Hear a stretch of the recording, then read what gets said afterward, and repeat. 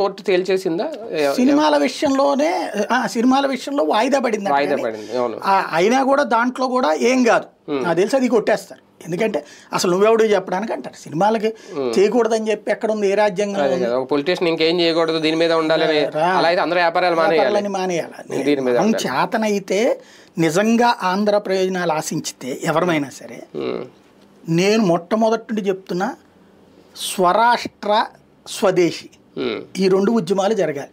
స్వదేశీ ఉద్యమం దేశవ్యాప్తంగా ప్రజలందరూ కూడా భారత్ని వ్యతిరేకించే వాళ్ళని కాళ్ళు ఎరగొట్టాలా, భారతదేశాన్ని దూషించే వాళ్ళని నోరు పగలగొట్టాలి, పళ్ళు రాలగొట్టాలి. అదే సందర్భంలో స్వరాష్ట్ర అనే ఫీలింగ్ రావాలి, డెవలప్ కావాలన్నటువంటి.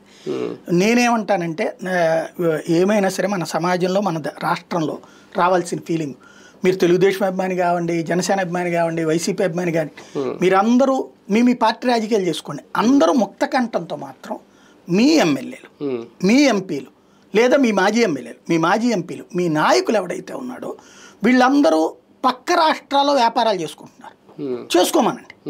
హెడ్ క్వార్టర్స్ ఇక్కడ పెట్టమనండి, ఆంధ్రలో పెట్టమనండి headquarters. Because headquarter based మీద ట్యాక్స్ వెళ్తుంది.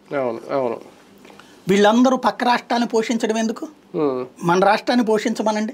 అది దేశభక్తో రాష్ట్రభక్తో అదేయండి పిటిషన్, ప్రజల ధీమా కూడా వస్తుంది, అదేయండి నిజంగా ప్రజా ప్రయోజన వ్యాఖ్య చేయాలి. కానీ రాజకీయంగా అన్ని చేస్తారు. రేపు చూద్దాం. మొత్తానికి పవన్ కళ్యాణ్ గారిని టార్గెట్ చేస్తున్నది ఎవరు? ఈ రెండు విషయాలు